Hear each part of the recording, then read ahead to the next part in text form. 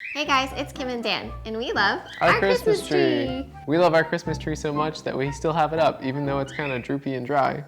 And it's the end of January. Instead of chucking it into the forest like most people do in our area, we wanted to keep it near and dear to our hearts. So we're gonna chop it up. We're gonna make coasters out of it. First, we have to say our goodbyes and then remove the ornaments and lights.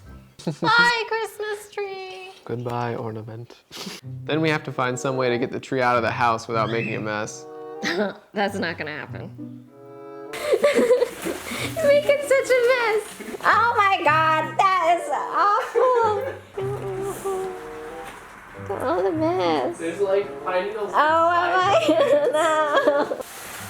Oh. This is what happens when you take your tree out really late. It's February and now it's a mess. Wow, what a mess. This is where I make a mess every single year. I don't think I'm gonna change my technique at all. It's a big boy, my chunky boy. After all that, we're gonna chop it up into pieces. They ask you how you are, you just have to say that you're fine when you're not really fine. We used an axe and a pole saw to trim off the branches, but you can use anything sharp, even loppers. We don't recommend using your best tools though, because they'll get sap on them. So much sap! Look, it's our Christmas tree. Notice anything different? I gave it a haircut.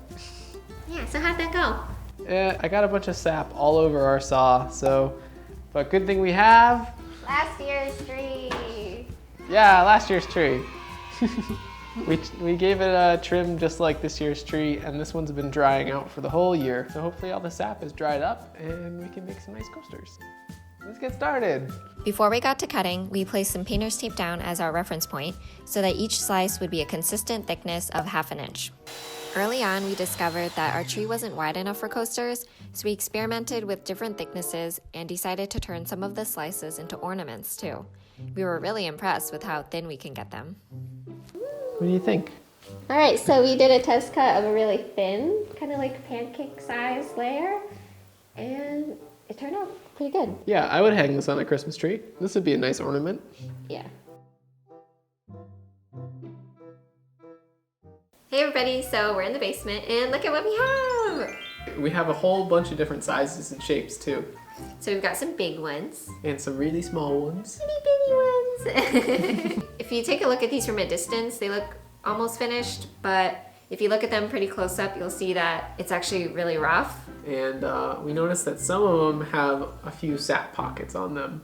So those ones we'll put aside and dry for a couple more days. Anyways, we're gonna start by sanding them with some 80 grit sandpaper and then work our way up to 150. Take it from us, we tried sanding with an orbital sander, but it wasn't working out. We quickly learned that sanding by hand is the way to go. This way, we get to spend lots of quality time sanding together. Don't forget your safety gear like we almost did. Once we were done sanding, we vacuumed all the sawdust away to prepare for the finish. Look at the difference that sanding made. And I made some little feet for the coasters to dry on. So now it's time to brush on some finish. We used water-based polyurethane because it dries quickly and has minimal odors and fumes. But you can choose any finish to your liking. Now you're supposed to paint with the grain, but we couldn't tell where the grain was going, so we just painted in a circular motion. Just try your best and it should be fine. Also, we decided to paint our finish right over the edges.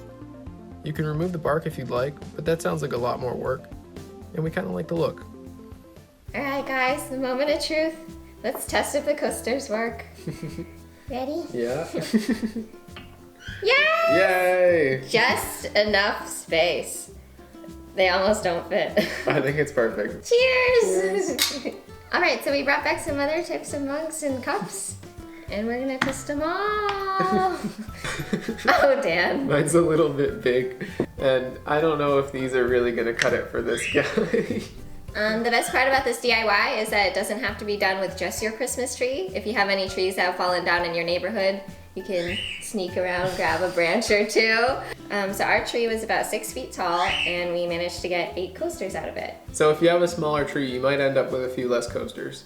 No matter what though, you're gonna end up with a lot of these little slices, and these are gonna be great for projects down the road. We're not gonna let a single slice of this tree go to waste. So if you like this project and you wanna see more of what we're gonna be doing in the future, give us a sub.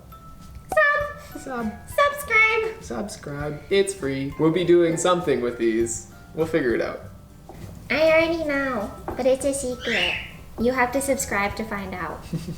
It's a TSM. We'll get there.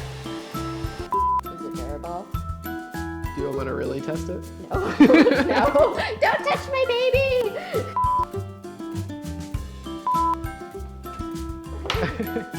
Hey everybody! So as you can see, we're in our basement. Or can they see? Can they tell? It looks like a basement. Yeah, I think everybody knows. We're in the basement. You want to test them out with the other cups? Yeah. Okay.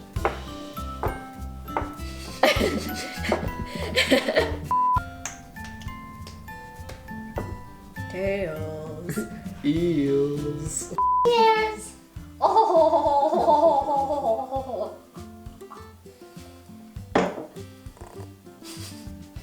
Ow! Alright.